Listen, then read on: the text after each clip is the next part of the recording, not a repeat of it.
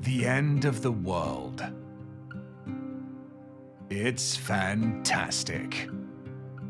What is it that fascinates us so much about a dystopian future? Does it come from a deep-seated fear that this could actually happen? Or is it because it makes us wonder, could I do it? Could I survive the apocalypse? No, you couldn't. You're weak. The Last of Us just wrapped up on HBO and I loved it. I loved the show, I loved the games, but it left me with a hunger for books that have that same emotional punch, that same post-apocalyptic atmosphere. And if you are a glutton for punishment like I am, then you're in the right place, because I'm going to be talking about the top 10 books that are similar in some way to The Last of Us. These books are going to make you shiver. These books are going to make you cry. And they're going to make you question your survival skills. But I urge you, once again, forget about that, because you wouldn't last a week, mate. You wouldn't last a week. All right, let's get on with it. Let's get on with the list. The first book that we're going to be starting with is The Road by Cormac McCarthy. The reason we're starting with this one is because it's the obvious one. The Road is basically The Last of Us in book form, minus the zombies. So the dangers that they're going to face are the terrain, other people, other survivors, and also the overwhelming sense of dread that washes over you with every single turn of the page. It follows a father and son as they travel across a barren wasteland of what's left of America. And it's tragic, it's difficult to read. You're going to have to be ready, but it's Cormac McCarthy, so you know what you're going to do. Watching these two people that care so deeply about each other just try to get by in an uncertain world with no real direction, no real plan. The father's just looking at the son thinking, I need to give him hope. I need to be some light in the darkness, but he himself is lost. It's really beautiful in a way. In a way, it's inspiring as well. But yeah, it's a rough read, man. You just be ready. Just be ready. If you haven't read it already, it's fantastic, but just be ready. Next up is Station 11 by Emily St. John Mandel. Station 11 is an incredible novel that weaves together multiple storylines in a beautiful but haunting way. At its core, Station 11 is a story about art, it's about hope, and it's about the importance of human connection in the face of unimaginable loss. One of the central storylines follows the Traveling Symphony. They're a group of actors and musicians who travel from settlement to settlement, performing Shakespeare plays and trying to keep the flame of culture alive. These people take The Show Must Go On to a whole new level. I'd say one of the major differences between Station 11 and The Last of Us is that whilst The Last of Us focuses on the brutal and the gritty aspects of just surviving and protecting those that you love, Station 11 focuses more on the philosophical, the introspection of survivors that are just facing a world-altering event. Next up is Bird Box by Josh Malerman. Listen, right, in The Last of Us, the infected are scary, they're terrifying, but the creatures in The Last of Us are so much more scary, in my opinion. If you look at these creatures, you go insane. And it just makes you wonder, as the reader, what do the creatures look like?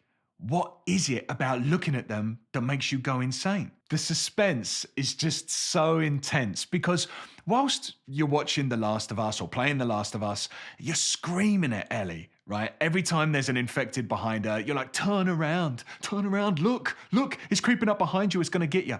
With this, is the exact opposite. When the characters are in the presence of one of the creatures, because you know what's going to happen if they look at it, you just want them to go, all right, just close your eyes, just huddle up and just close your eyes, even if it's right next to them in the same room as them. Goosebumps, mate. I love it. Great, fantastic, suspenseful, terrifying, good. Next up is The Girl with All the Gifts by M.R. Carey. This book focuses on the main character, Melanie. She's not like other children. She's incredibly intelligent. She is curious about the world, and she will bite your face off if you give her half a chance. Like The Last of Us, a fungal infection has caused a world-ending event. Unlike The Last of Us, this focuses more on the infected because, you know, there's two sides to every story. Okay, next up is The Stand by Stephen King. This is, without a doubt, my favorite Stephen King novel. It's also the longest book I've ever read. To give you an idea of the scope, if you listen to this on audiobook, it would take you 47 hours to reach the end. There's no zombies here, but there is a world-ending event, and there is a battle between good and evil. There's mysterious forces and creatures that don't quite make sense and don't really exist in our world. The similar scenes that you're going to recognize between The Last of Us and The Stand is a journey across a broken down and uninhabited version of America, and also the rebuilding of society.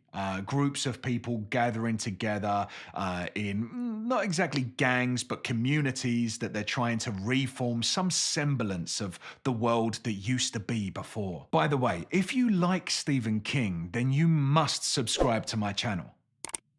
You must, because at the moment I'm about halfway through a 24-book journey into the multiverse of The Dark Tower.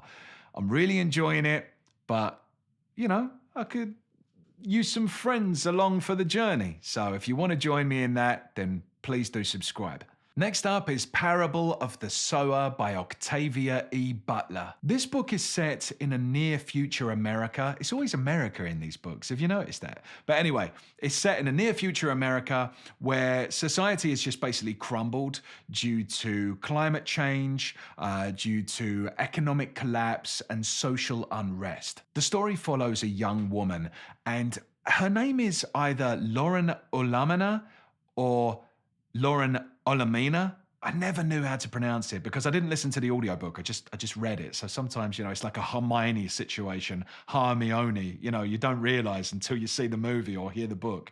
But basically, she possesses a unique ability called hyper-empathy, and it allows her to feel the pain of others. As she navigates through this new world, she creates a new belief system called Earthseed. And she believes that it holds the key to humanity's survival. One of the most significant differences between this and The Last of Us is that with this book, there's no like supernatural elements. There's no fungal infection or anything like that. The similarity is in the way that people lean on each other in hard times, in times where they've lost everything and the world is crumbling down around them. They all start to lean on each other. And yeah, so I'd say that's probably the biggest similarity, is really the theme of that. Next up is The Passage by Justin Cronin. Vampires in the Apocalypse. A match made in Transylvania. Sorry. That's bad, man. That's a bad joke. I want to sit with it because I deserve to feel bad about that one. Can we just forget that I said that? The Passage is the first book in a trilogy. It's a journey through post-apocalyptic America again, and it's ravaged by a government experiment gone wrong. A group of superhuman beings have been created, and they almost completely wipe out humanity. I tell you something though, if you read this book and if you enjoy it, it's a commitment, because like I say, it's the first in a trilogy, and they're all massive. So if you enjoy this kind of thing, vampires and surviving in a post-apocalyptic world, then you're going to be in your element, mate. Next up is The Dog Stars by Peter Heller. Listen, you know, the end of the world would be bad. But you know what would make it all right? Dogs. Dogs. This one's more of a character-driven story. We join a pilot and his dog friend as they travel through and navigate a world changed beyond any recognition. The book explores the kind of heartwarming themes of companionship and the bond between a human and their pet. Listen, I was always going to like this one because, you know, and you might think I'm crazy, and I'm probably the first person you've ever heard say this, but I love dogs, and I actually like them more than people. So that makes me unique. The next book that's similar to The Last of Us is The Postman by David Brin. Again, we're in America. Again, society has collapsed, but this time the culprit is a massive war. The protagonist is a survivor called Gordon, and he kind of just stumbles upon a postal worker's van, and just on a whim, he decides that he's going to put on the uniform. But little does he know, this very small act, it transforms him into a symbol of hope for the scattered survivors of the apocalypse. It's really unusual. I'd say the difference between this and The Last of Us is that whilst Joel and Ellie are more traditional heroes that have a purpose and have a direction that they're going, Gordon is more of an accidental hero. Okay, so the final book that is similar to The Last of Us, in my opinion, is The Book of M by Peng Shepherd.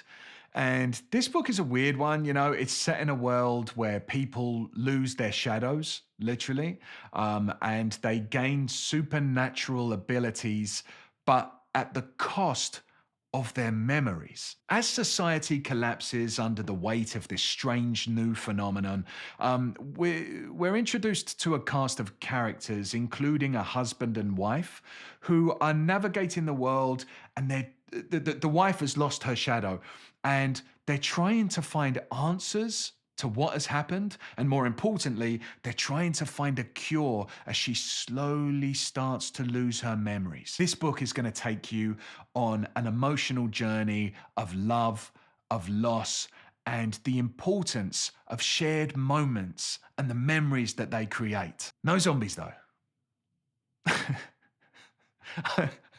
Only like a couple of these books had zombies in them.